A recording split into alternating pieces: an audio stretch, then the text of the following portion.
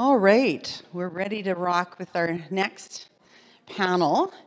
And Gary's just asked if I might read the bios for folks, as he doesn't have his glasses with him, so it will save him having to struggle to see what's in front of him.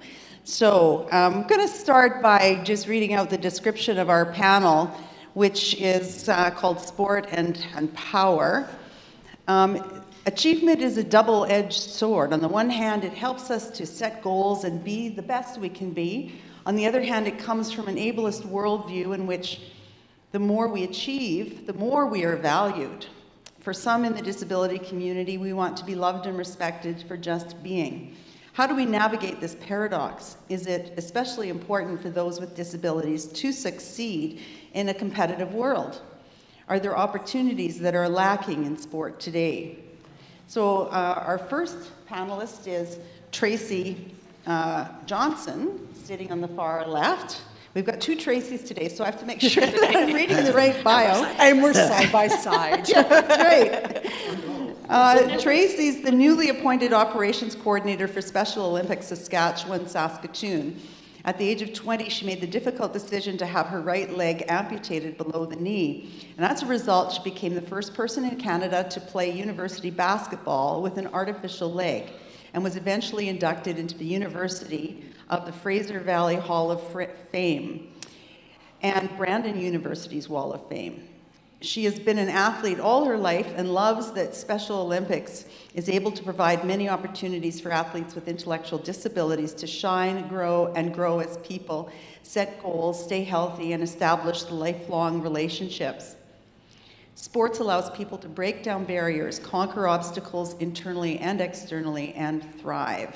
So please welcome Tracy. And next to her is Tracy Arnold, who's a University of Saskatchewan alumnus who made history in 2019 by becoming the first woman from Saskatchewan to make the Canadian women's national para hockey team. She's no stranger to overcoming life's challenges, as a tragic motor vehicle accident at the age of 12 left her paralyzed from the waist down. Tracy has always believed in creating a positive lifestyle and being dedicated to the community, and more recently, raising awareness around equity in sport.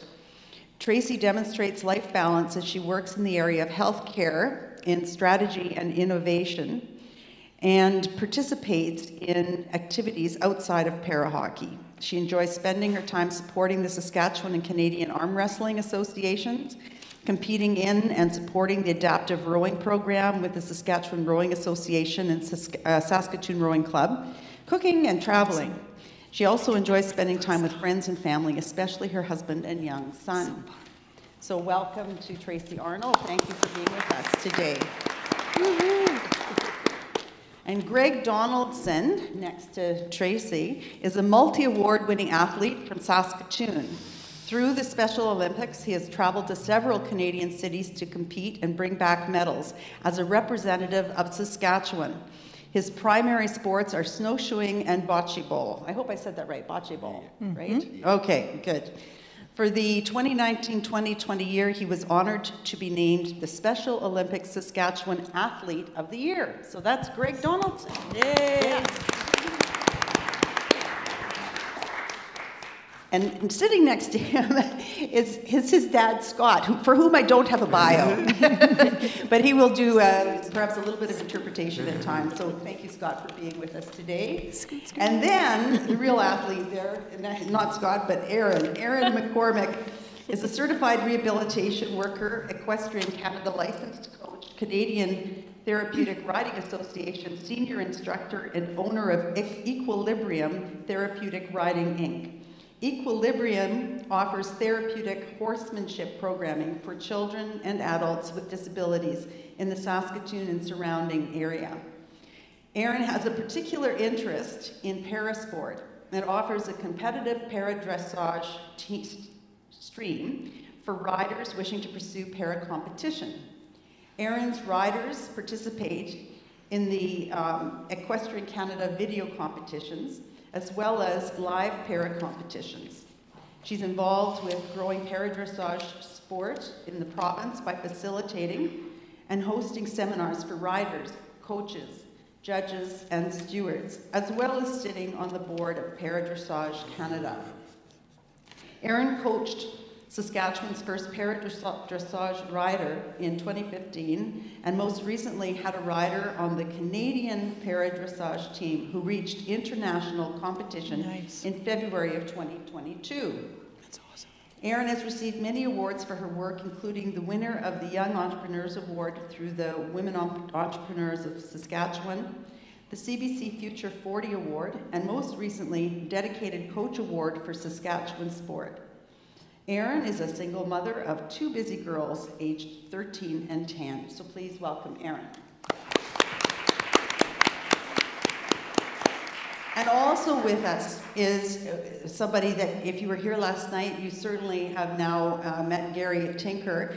And Gary has himself a background in sport, partly with the Special Olympics, but also because at the age of 22, right, in 1989, he, I think, took 79 days to walk from, where did you start? It was La Ronge. All the way to Regina to bring some attention to the issues for folks in the north. I think our battery might be going on this. Folks in the north who have disabilities. So without further ado, you want to take it away and ask our friends to give their speeches? Well, I'm sorry, ladies and gentlemen. I gotta apologize. I forgot my glasses. Because my wife went shopping, so I don't know where she put them. It's also the wife. So I gotta blame the wife, right? So I don't know, like I can see far, but I can't see close. You know what I mean? So questions, I guess. I think the first thing is they're each going to speak for 5 minutes. So we'll carry away with your 5 minutes. I'm not sure. Reading glasses, Let's see. That's awesome. See if that helps. Oh, that's too strong for me. Worth an effort. How about we start with Tracy Johnson, if you could do your 5 minutes first, that would be great. Okay. So in 1993, I went from being an able-bodied athlete playing college and university basketball when a broken leg quickly went from bad to my worst nightmare. With some guidance and a lot of questions, I opted to amputate my leg below the knee. 3 months after that, I was back on the university floor playing basketball. So here's what I know. I measured success differently when I was 14 and 15, just discovering basketball and my love for basketball, to when I had and became an amputee. All of us measure success differently. Could be points scored, could be your journey. So it is very different for each and every athlete what success means and how it's measured. All learners and athletes also measure success differently. What's missing is the athlete's and learner's voice, opportunity to decide what he, she, they, or them want to do and how far they want to go. I had a family, teammates, coaches that provided encouraging and empowering words of support. Well-educated medical staff, coaches, and others used their professional knowledge to help me hopefully navigate my new world. But with the words that they chose, they told me I couldn't. And they didn't know what was inside of me. I do not take away their knowledge at all, but they were going from a textbook. And a textbook does not tell you and them who I am and what my heart is and what my will is. This is all I knew was training for basketball. I knew my goals and where I wanted to go. And now my goal was, can I play basketball? And I have to decide that. I definitely let them know that I would send them the articles of my success once I got out. Little did I know I would be successful, but I needed to try. I had to try. Our sport families I couldn't have done it without them. I couldn't have done it without my friends. I couldn't have done it without my family. So that's another critical piece. Let the athlete decide what and where they want to go and what success means to them. Provide equal opportunities for them to achieve as much as they want and what their path is, but walk alongside them. Just like in the classroom, we do it side by side, and we'll always do it side by side. With the happy comes the crappy, so we have to make sure that we provide that nurturing support, and that your responses will help us overcome those failures, because we know they're going to happen. We need to be able to provide access to all the top-line facilities, to the equipment, the programs, for all athletes of all abilities. But that will take coaches, teachers, volunteers to not just talk about it, but to take action on accessibility and inclusion and defining it. Talk to the athlete. The power of your words can empower or deflate. Together we can educate and shift the paradigm. My amputation does not define me. With the help of an amazing support network, equal opportunities in our experiences, we determine who we are. Hear us, see us, love us, and honor our uniqueness, and just let us shine.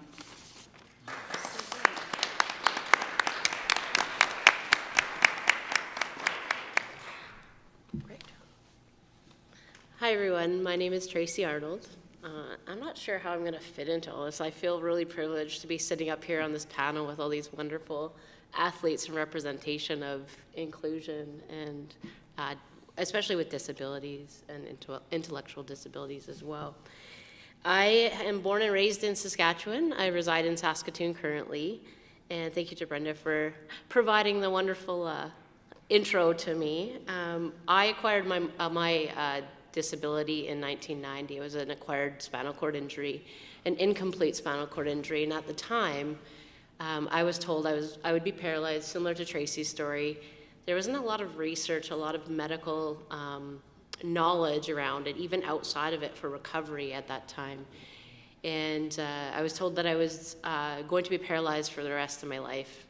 Coming from Saskatchewan, especially small town, growing up on a farm, I'm like, yeah, no, that's not going to happen. I've always been a very determined child who always had set goals, and like Tracy's similar story, I had played stand-up hockey, was very passionate about it until our motor vehicle accident in 1990, where that completely changed my life, not just in the perspective of being an athlete, but as a person as well, because the accident had impacted my entire family. So my father had been killed in that accident. My mother had unfortunately suffered a very extreme head injury as well. So it completely changed the dynamic within our family. I was the oldest child, so not only was I dealing with loss from my physical abilities, but also now becoming the oldest child, looking after my younger siblings too. So there was a lot of trauma at the time too that actually probably helped some of the decision making that I made.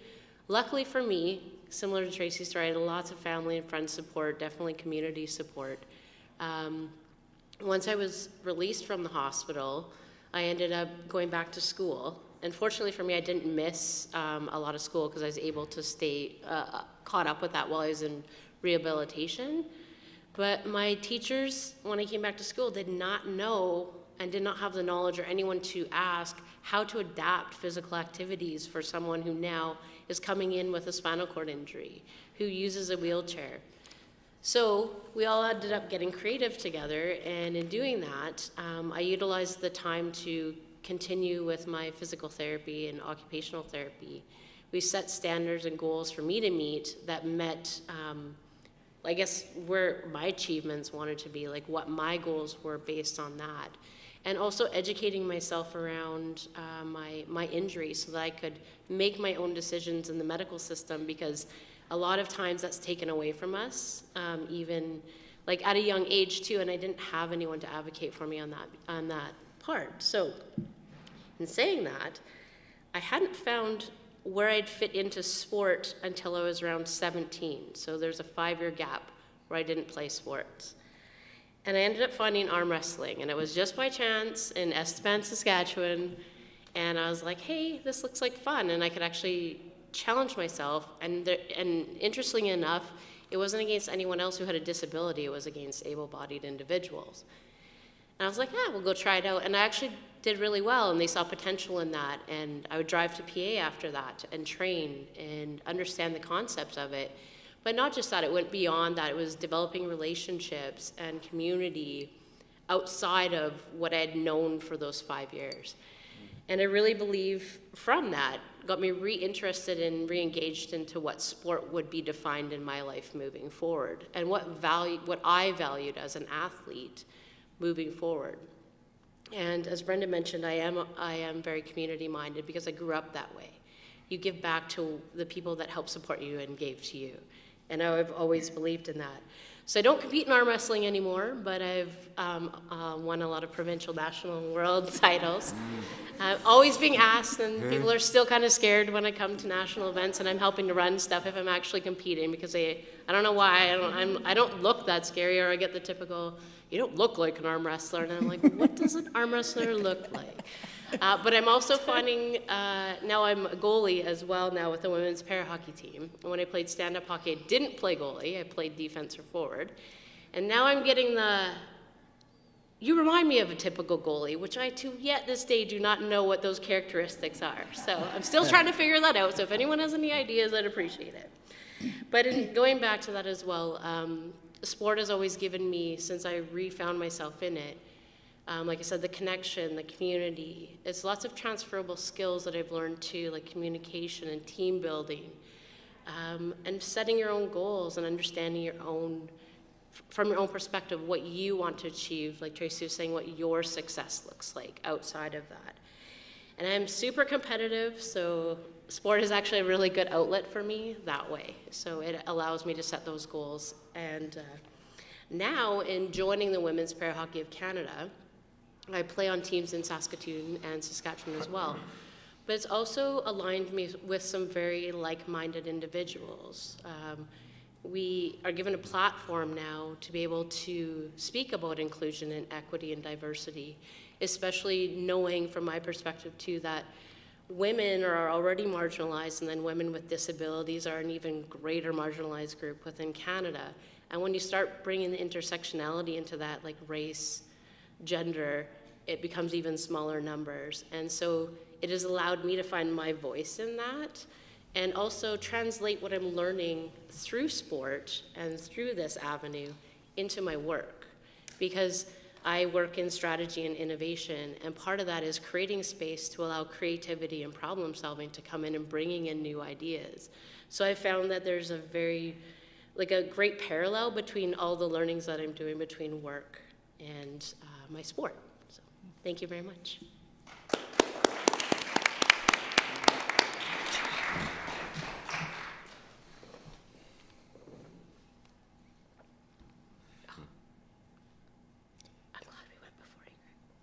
A PowerPoint.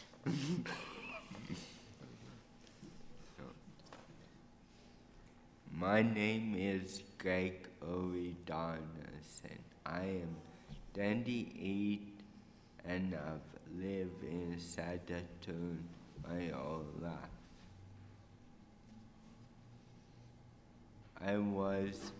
My parents were, oh my God.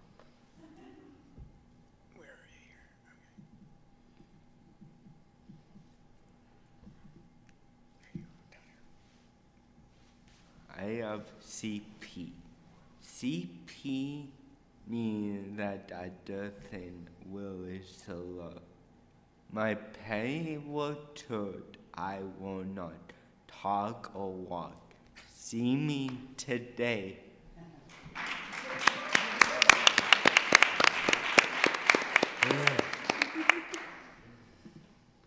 Present.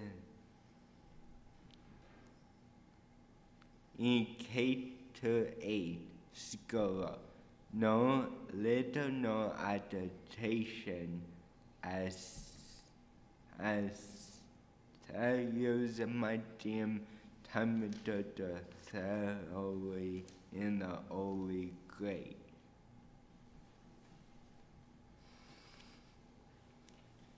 Participate in game night does not take gym in later school year. Then I participate in Avalon community soccer for one inside and one outside season. I job a baseball team program with coaches are usually paying volunteer. It was fun being on a team. Only as a skiing program with chain certification, volunteer or ill skill staff. Ski at Table Mountain, Wapiti, and Abitibi in Manitoba.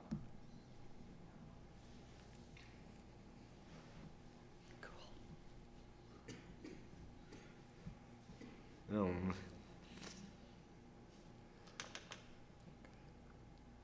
Chin Pat, physical active for active living, alcohol motor group game. I participate from age 5 till I move up to. Some of the connection to several of the volunteers, some of these have been lifelong.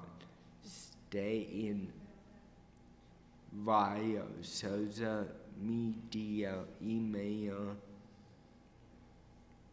and visit. Here's some of my pals.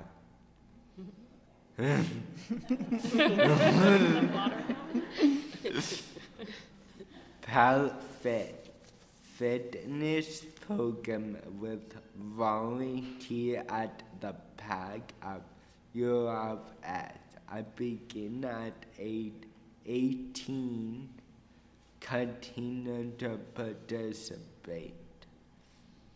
Pal Fit.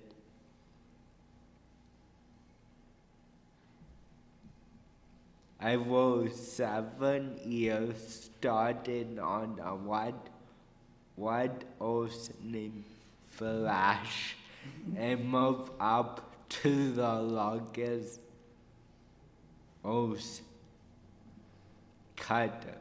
I have a great fan in the same session.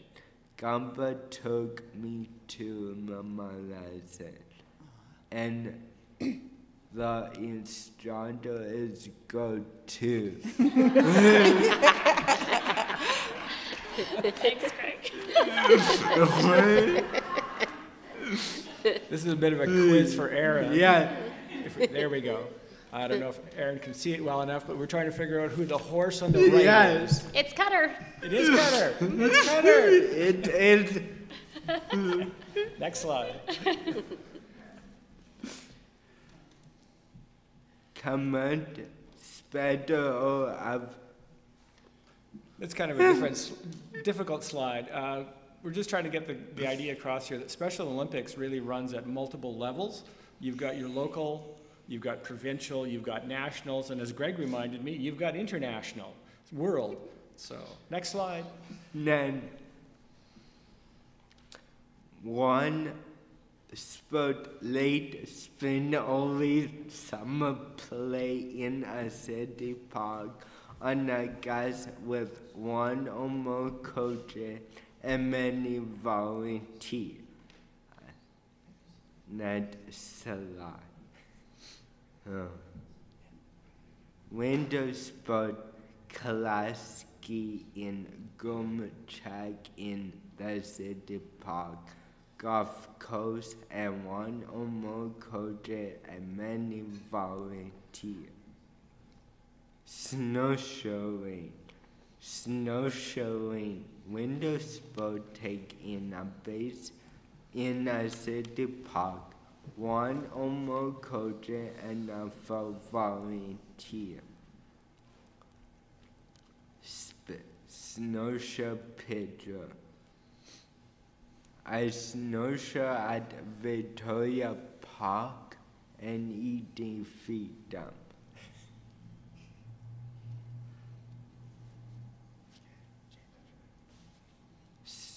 But snowshoe at Thunder Bay. So that's Greg on the right, snowshoeing in Regina at provincials. And we found out that Special O doesn't cancel for any situation at all. So minus 47 with the wind chill, provincials are going ahead. It was much nicer in Thunder Bay. And it was super cold. Tremendous. Guess I am in the middle. Nice.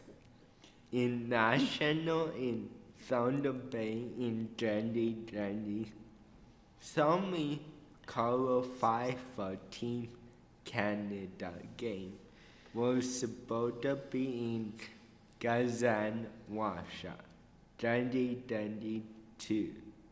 First, COVID delayed the game, and then the war canceled the game. And Salon.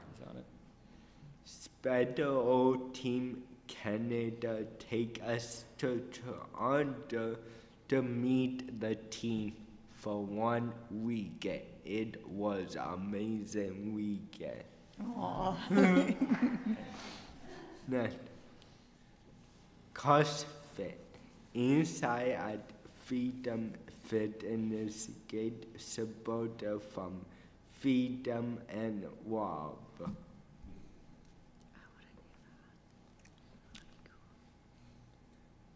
Nasha and won the Special Olympic National Team of the Year 2021.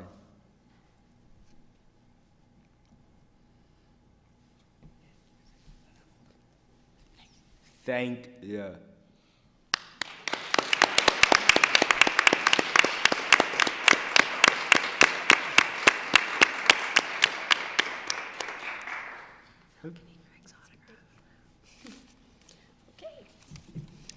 Hi, everyone. Thanks so much for the opportunity to be here today with you all.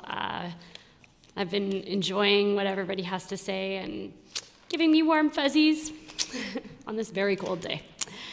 So I guess I'll speak to my specific unique opportunity that I've had from my perspective for my many years of coaching, which is going on 22 years of coaching now. So in my sport, it's an individual sport that requires a very long-term approach, not just because of learning to ride being a long-term development, but also because you're dealing with two athletes, the horse and the rider, and no two horses are the same, just like no two people are the same. So it takes forever, a lifetime, really. So because of this, I'm coming at things from a unique perspective, and whether I'm working with an able-bodied athlete or one with a disability, we know it's going to take a lifetime. From this perspective, the initial focus for all athletes, regardless of their development, is on developing the rider's position on the horse. And this focus on positioning is also therapeutic in nature, because developing a proper riding seat translates into improved alignment and mobility and independence. And this approach puts an emphasis on the process rather than the outcome, a model that I think we can all stand to take example from. In addition, riding a live horse provides riders with mental demands such as focus, empathy, communication, overcoming fears, coachability, responsibility, self-regulation, and control.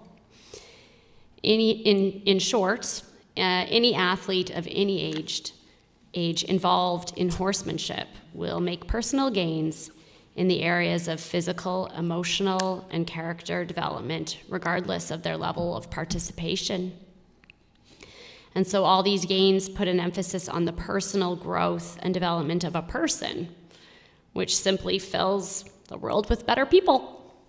And it coincidentally makes for better riders who can later on choose to display their personal games on a sport platform if they want.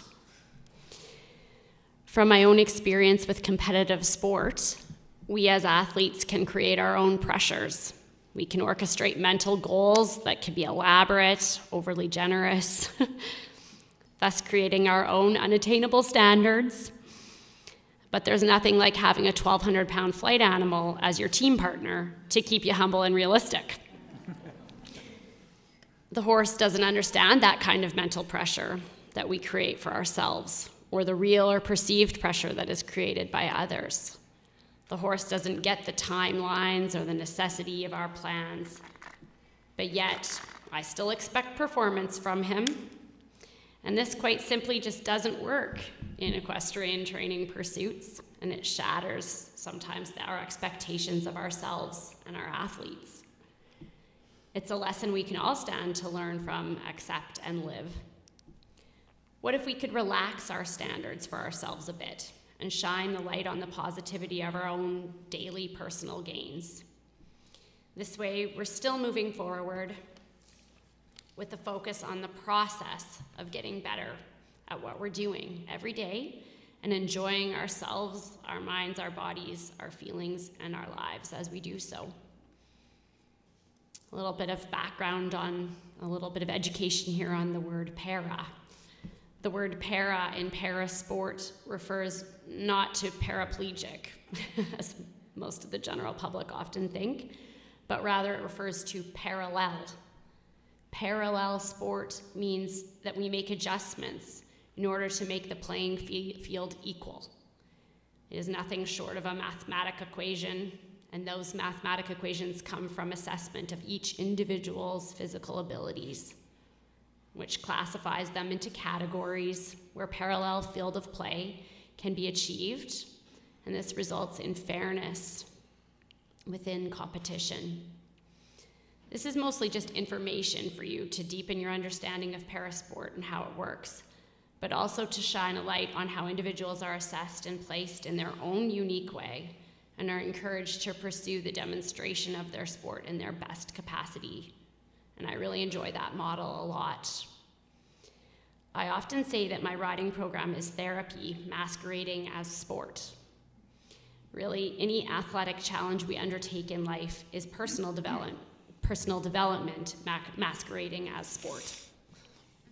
I believe the true answer to the question regarding the paradox of finding balance between achievement and acceptance lies in the acceptance of our own selves, our own personal progress, and whatever that looks like for each one of us.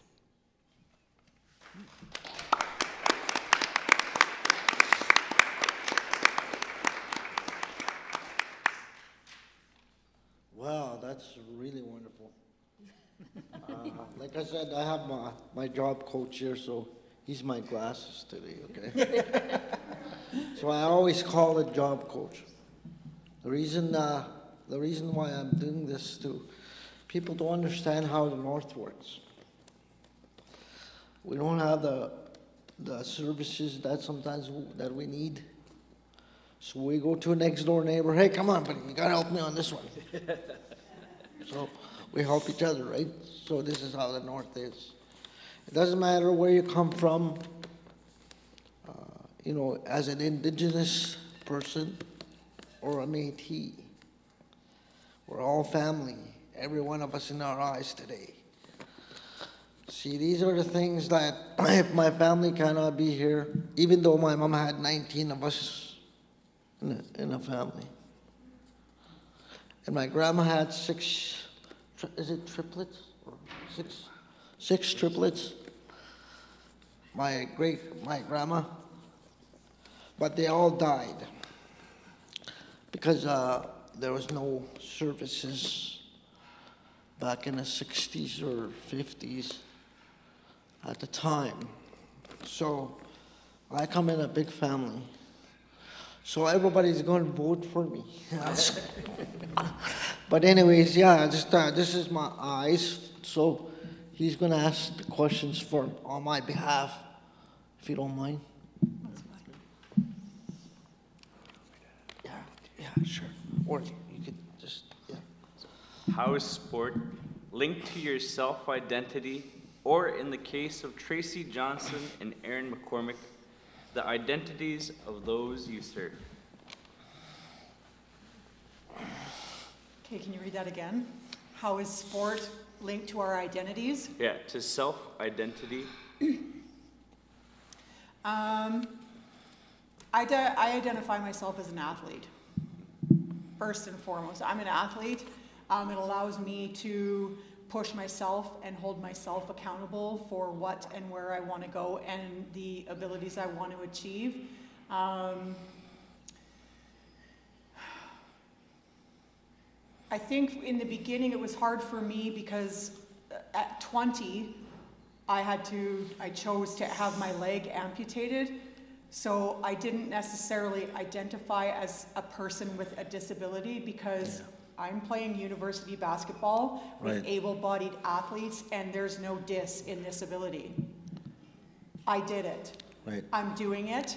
So that was a hard balance.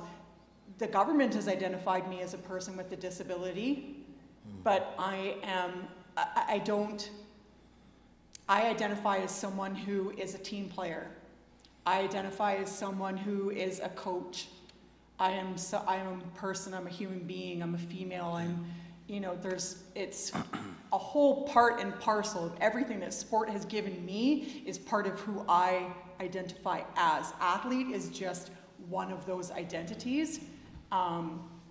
So yeah, I hope that answered that one. That one's pretty good. I got 8 sisters, so I gotta look good here, okay? Well, even what you just said there, to me personally, sitting here with you guys, it's a privilege to be here today. In terms of what I see there, we didn't stay bitter about our lives. We got better and did something about it. That's the bottom line. Oh, anybody? Who's that? Anyone on the panel? Yeah. I can say something. Sure, go for it.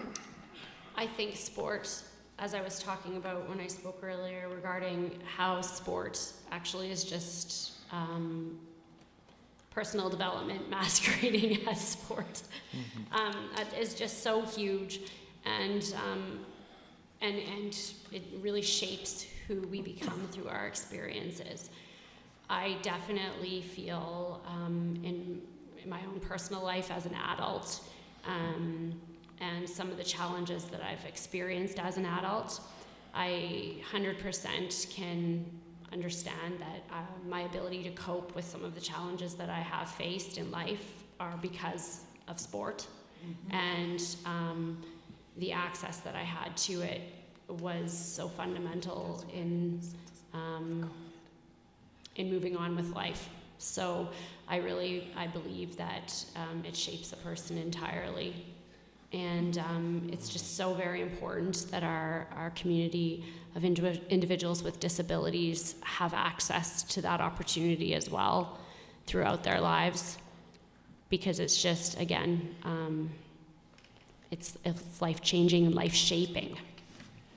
One thing that I wanted to say, sorry to, I know that there's a couple, with our disabilities, they came on after we were able-bodied. And I think because of that trauma that we had endured, I think COVID, we were able to endure that a little bit better because at any time, it can be taken away. And so we have that expectation, and so we weren't as dysregulated as most. Our playing field is we're used to that pressure all the time. So we know how to adapt on the fly, go, go, go, and it's part of and ingrained in us. Yeah, I definitely would agree with that as well. And saying that too, I think when it comes to resiliency, I think that's, you know, part of the community that we publicly all grow up in is one of the fundamental values and things that we learn through our coping techniques and skills is resiliency. And it's being able to formulate that and teach that too to other people. You mentioned with COVID, I was fortunate with my women's para hockey team, even though we couldn't get together in person, we're all from across Canada. We made an effort to stay connected virtually and still did workouts together and still connected that way. And I found that that was really important because it allowed new people coming into the team to become part of something bigger than them as well. It provided support and it provided a place, especially during COVID, that they had people who were like them that they could talk to, that they could learn from, and that I can learn from as well. So I really appreciated that aspect of it, especially with sport. And when I say I give back to the community too, it's stepping back out of the role of just an athlete. But anywhere I show up now, I've learned to bring a holistic approach. That I'm not just an athlete, and I'm probably not famous enough yet to be just visualized that way. Well, it depends whose face I'm in, I guess, at that time. Or if I'm stopping a puck, they don't necessarily like that. But it's being able to understand and spaces created where I can bring my holistic self to that. And that's what I really appreciate about this as well, about being an athlete.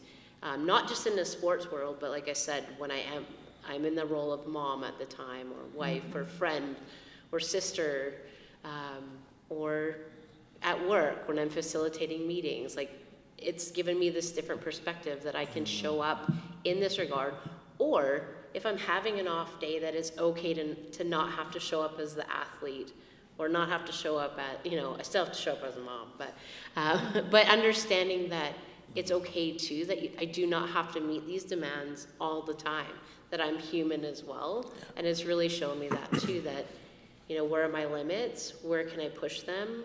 And, you know, who can support me in doing that? So it's really given me perspective on that too. I think one of the words that's been mentioned a lot here is community. And I think through sport, you build community. And certainly with our experiences with Greg at all levels, community has been built around and through Greg and through his sports endeavors. These endeavors are typically built on volunteers and volunteer coaches until you reach certain levels. And it's through that and through meeting other families, other participants, that there's this golden thread of almost through your society of people that volunteer and help out at all these sports. So all the things that Greg has done or tried has really been driven by volunteers and the coaches that are involved with him. And again, that builds community for Greg. It builds community for Greg and his family, his parents. It's really an interesting process. I think that's one of the key elements out of sport. I think Erin's sport also builds self-confidence significantly. I think that was the very first sport that really drove Greg's self-confidence. And from that, he built forward into some of his successes elsewhere. There's also this blind determination, which I think our Tracys are sharing as well, and Erin shares. And the Tracys, yeah, the Tracys. So, and Greg's got that too. I mean, there was no way he was ever going to ski downhill on skis that I could see. I mean, he started off sledging, and he had volunteers helping him, and then the next thing I know, he was up on skis sharing a cane pole, scaring the whatever out of me, but he was able to do it. So same with cross-country skiing. I was helping another Special Olympic athlete, and Greg had just taken over the skis that I'd bought, the set, and we were at Wildwood, and I look down and help, and Greg's gone. He was down the track on the skis. And, you know, it's often with athletes like a Gregory, you see jumps over time. You see kind of plateaus and then these huge jumps in terms of what their capabilities are. So you have to be patient and adapt and wait for that development to occur, but it does occur. So, thank you. Mm-hmm. Well, you know, I'm very interested in this topic, sports. Now, with Olympics, now people are getting involved, Aboriginal people are getting involved, disabled individuals. Someday, I want to invite the whole South to come and experience the North. I'd like to see a special Olympics in the North somewhere, someday, in terms of our people, right? Our culture, the way we survive up north, you know, the way, how did we adapt? You know, sometimes I think about that myself when I had COVID situation, you know, 6 months I had to be in the house. I couldn't get anywhere. Boy, was I ever lonely for the people. Holy man. It really impacted my well-being, my mental state. But you know, because I'm so used to being isolated, because the North is isolated anyway, but still I miss that friendship, you know, meeting people, individuals, and stuff like that. So even in our community ourselves, as people with disabilities, we came up with a project called the Park Ranger Program for people with disabilities, because of jobs, training, education, whatever. This one gentleman, he was always in jail. He was always in the penitentiary and all this stuff, but he had a cognitive disability.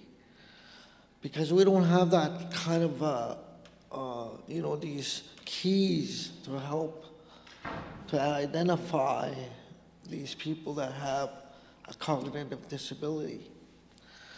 So for me, it was like a sports to them, because they're finally out there, they're working in a community, they're making a living. So this individual that we took on, he's never been in jail ever since, because somebody needed to listen to these people, what's causing the problem, right? Sometimes it's a cognitive disability, but we don't have that kind of capacity to do our professional assessments in our northern areas. Like, you know, these are the things like sports. There's really good athletes in the North. There is, but we just don't have the capacity to push them into the door, so to speak. So I'm glad we're discussing about sports. It's a great thing. I felt really good when I walked to Regina. I gained 21 pounds. It's the first time I never had to wear a belt. You know, like, that's sports, but it's a mental state as well. You feel better. This one time I sat in a table, you know, six plates. Like, I was still hungry. I was just pumping food in my system. Like, you know, somebody was looking at me very strangely. Oh, he must be starving or something, you know. But I didn't know I was burning that energy until I knew how, yeah, the sports stuff, you know, there's so much energy, right? So I experienced that. So I think we'll take the questions to the floor now, if that's okay. If there are people in our audience who would like to ask questions, please just wave and I'll bring you the microphone if there's anybody interested in. Oh, great. That was an excellent panel, by the way, and congratulations on all you've done. I think it's phenomenal support. It's just so important. And I was going to ask the first question you've already answered, and that is skill sets acquired through sport. What I'm interested in is your observations around the transition from sport to work. Are you seeing it happen? If you are, great. If you're not, I'm curious about why you think that is. I got something. Yeah, you can go for sure. Go ahead. I have a fair amount of experience in this area after having coached individuals with intellectual and physical disabilities at my property. Obviously, I have a lot of work. All the hay and the poop and all of it is, essential aspects of getting our students on the horses. So I have actively had individuals with disabilities working at our facility, and it was well supported through Rehabilitation Workers of Saskatchewan was a great place to access support there for transitioning individuals with disabilities through the process of having subsidized wages as they learn to adapt to the demands of the job and learn the process of what's expected through the job. Also through community living service delivery as well. So I'm going to go on a limb and say I've had at least 4 or 5 individuals who have actually been employed by myself who have a disability, who are and were students of mine, initially became introduced that way, and then went on to have vocation. And one I've had now has worked for me for close to a decade now, and she works full-time for me, and I would not be able to function without her. Yeah. Did you? So on the flip side of that too, and I appreciate your perspective on that, Erin, I think a lot of it comes down to being in a position of having a visible disability. A lot of it comes around awareness, and lots of places have equity, diversity, inclusive policies now, but they don't actually define what it is. They don't actually know what it means. They just want to check a checkbox sometimes. So for me, it's understanding that as well, as that bringing awareness, and it translates into both sport and work culture, any culture, is that if you can see it, you can be it. There needs to be more visibility around it, and also awareness and learning and understanding. I think one thing you'd mentioned earlier, Ken, too, is that to people looking for jobs, is understand what value you bring. But I also think on the flip side of that, there needs to be education around interviewing people with, say, physical disabilities or intellectual disabilities. Because if you truly do want to live the value that you're saying that your company is wanting to uphold, then you need to learn to be inclusive from the beginning, or even before that. And from my perspective too, being a little bit older in a work culture now too, and understanding community better as well, and what I bring to the table, also aligning with a company or a sport that aligns with my values too. So it's asking the questions from my perspective as well, because I know what my value is. I know what I want to bring, but I also want to make sure that the place that I'm working for, that I'm representing as an athlete, aligns with that too. Because it is a huge part of my identity. So. And I think that communication piece, right, is that opening up that conversation with an employee is critical. Yeah. We talk about not a right fit or whatever. And there's sometimes too that we don't know, later on in getting older, what I might not be. I may have to take some days off. Are employers receptive to that? Yeah.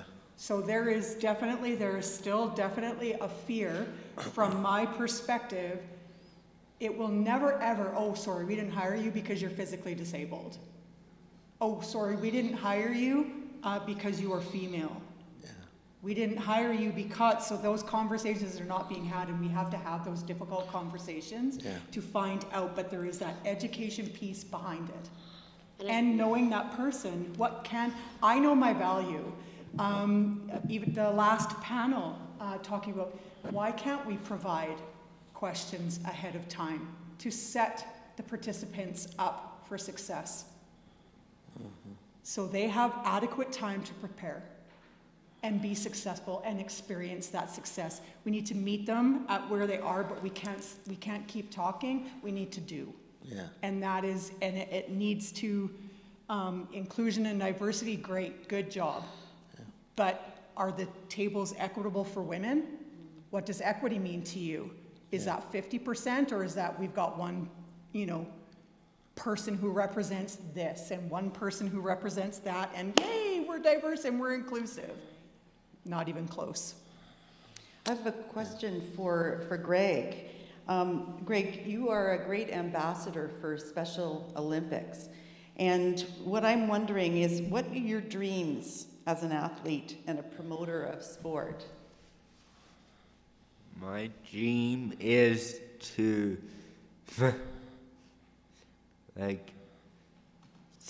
try different things, not get disability in the field.